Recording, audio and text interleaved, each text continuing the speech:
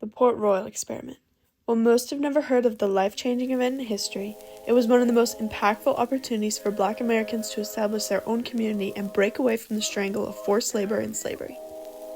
And although this experiment in the Sea Islands of South Carolina was brief, it involved many highly qualified teachers and workers such as Charlotte Forten from the small northern city of Salem, Massachusetts. These educators encouraged independent Black Americans to build a community in the Sea Islands. The Port Royal Experiment, which began long before the Civil War ended, planted the seed for education and independence and became a cornerstone for the Freedmen's Bureau's commitment to opportunity for all Black Americans. Charlotte Forten and other abolitionist educators supported the Freedmen's efforts to access educational opportunities in Port Royal, South Carolina following the Civil War. Their work inspired others to commit to the development of a comprehensive educational system that opened up opportunities for a newly awakened Black community.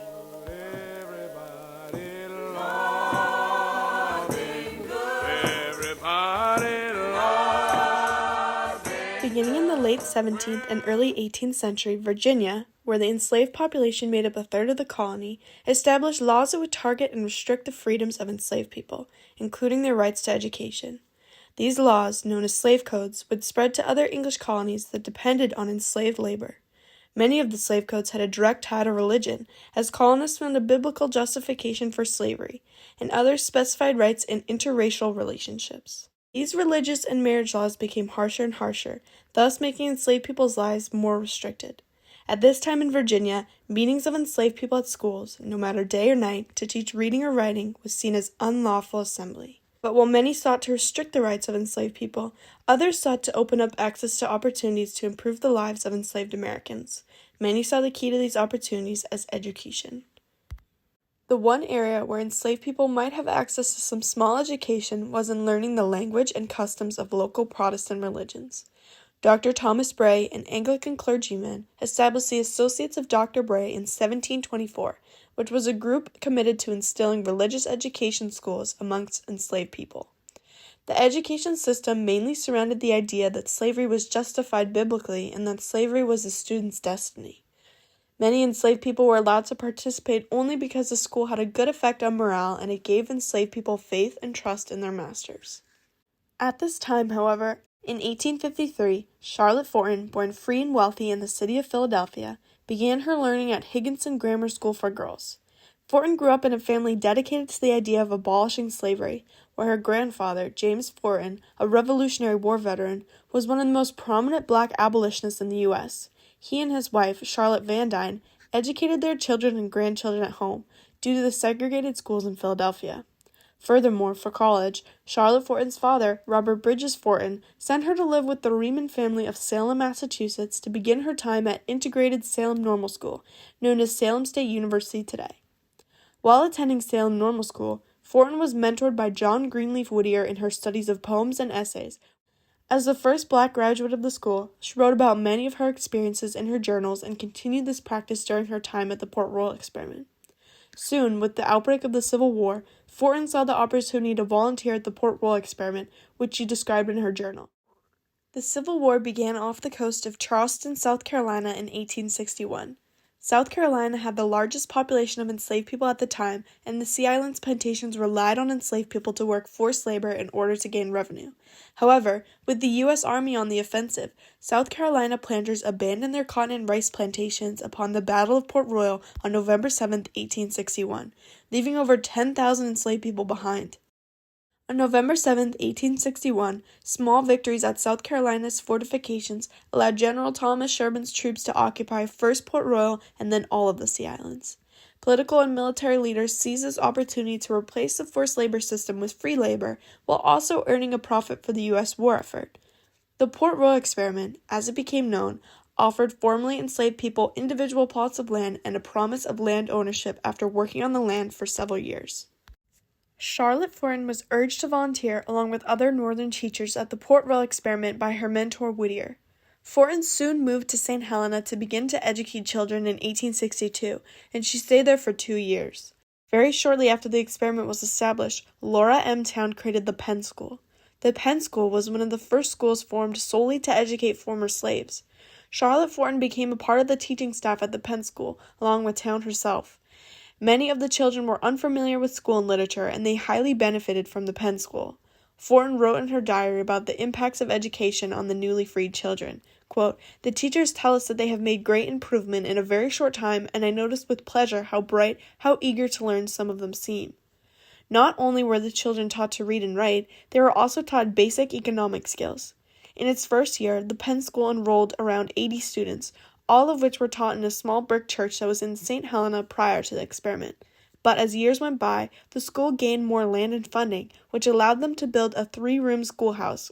Soon, many newspapers and reports began getting published, giving insights on the impact of the experiment and the people involved in it. On January 1, 1863, President Abraham Lincoln issued the Emancipation Proclamation, which granted freedom to the enslaved people in the seceding states. This changed their status from contraband to free American. From that moment on, they became known as freedmen and were entitled to many rights and responsibilities as citizens.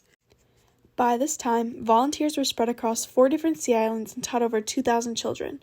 They were taught reading, writing, spelling, history, and math. Their eagerness to finally learn was shown to contribute dramatically towards their improvements. In January of 1865, Sherman issued his Special Field Order No. 15, which confiscated a strip of coastline land including the sea islands. The order redistributed 400,000 acres of land back to the Black Americans, which would be divided into 40-acre lands for each family.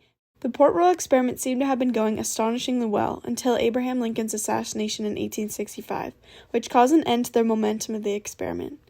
Andrew Johnson, Lincoln's successor as president, was determined to restore the land to the previous right owners. When the land was returned, many of the freedmen had no place to go, so they remained to farm the land as servants once again. However, before Lincoln passed, he established the Freedmen's Bureau in 1865, which volunteers from the Port Royal experiment greatly contributed to.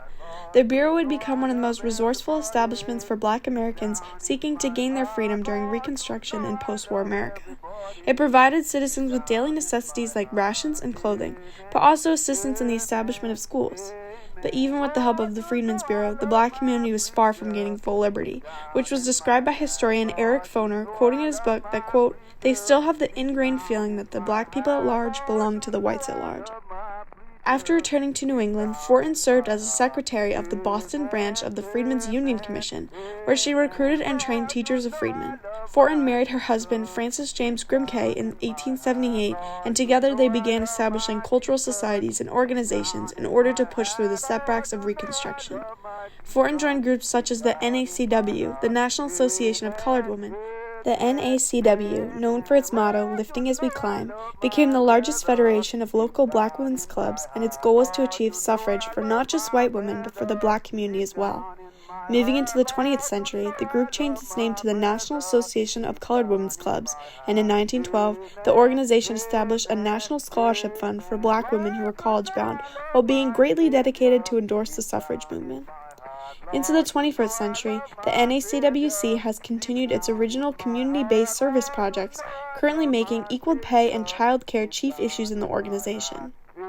The Penn Center in South Carolina, where Charlotte Forten and many other abolitionists spent their time teaching students, has also devoted its space to establish a commitment to Black education and culture for the past 150 years, even after the school's closing in 1948. In 1960, it was used as a hub for Black Americans that were advocating for the civil rights movement. It hosted many conferences during the remainder of the 1960s that were focused on civil rights. The conferences were hosted by organizations such as the NAACP, SNCC, CORE, and others. Dr. Martin Luther King was introduced to the Penn Center, and he spent his time there writing a number of his speeches, including his famous "I Have a Dream" speech. Most recently, former President Barack Obama established the Reconstruction-era National Monument at the Penn Center in 2017. The contributions of Charlotte Forten and other educators in Port Royal, South Carolina, were crucial to the Freedmen's efforts for access to all educational opportunities. Their work was inspirational to the development of a comprehensive educational system which created opportunities for newly freed Black Americans. Although the Port Royal experiment and Forten's efforts are lesser known in the era of Reconstruction, they were one of the most beneficial movements towards freedmen's access to individualism through education. The impact has moved on well into the civil rights movement and will continue to motivate future movements in the fight for equality. Look up yonder, what I sing, Oh, rock in my soul. Look up yonder, what I see. Oh, rock in my soul, rock in my soul.